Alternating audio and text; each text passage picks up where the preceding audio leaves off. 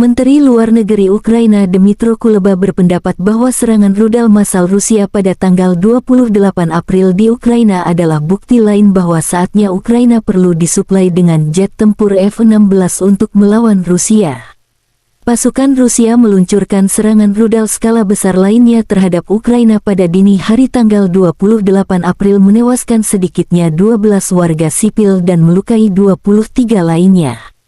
Pasukan Rusia melancarkan serangan massal lainnya terhadap Ukraina pada pukul 4 pagi menggunakan pesawat strategis Tu-95, menurut Angkatan Udara Ukraina. Unit rudal anti pesawat Angkatan Udara Ukraina bersama dengan pertahanan udara menghancurkan 21 dari 23 rudal jelajah X-101 dan X-555. Otoritas militer Ukraina mengklaim bahwa pertahanan udara menjatuhkan 21 rudal di atas Ukraina, 11 di atas Kyiv.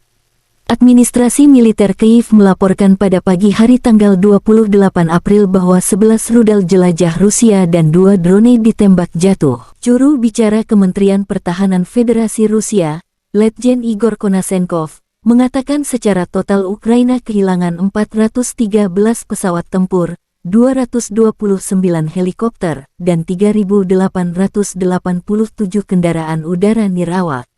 Selain itu, 421 sistem pertahanan udara, 8.887 tank dan kendaraan tempur lapis baja lainnya, 1.095 kendaraan tempur dilengkapi dengan MLRS, 4.679 meriam dan mortir lapangan, serta 9.820 unit kendaraan militer khusus telah dihancurkan sejak awal operasi militer khusus.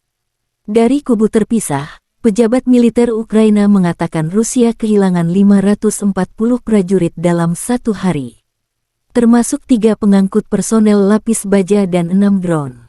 Secara total, Rusia kehilangan 189.640 prajurit. Ukraina juga mempublikasikan rekaman para penembak yang bekerja sama dengan pengintaian udara, yang berhasil menghancurkan BMP Rusia di arah Bakhmut. Pertahanan Bakhmut terus berlanjut, tulis pernyataan resmi militer Ukraina di Telegram. Konflik antara Rusia dan Ukraina telah berlangsung selama 429 hari. Hingga saat ini, belum ada kesepakatan perdamaian antara kedua belah pihak. Terima kasih sudah nonton. Jangan lupa like, subscribe, dan share ya!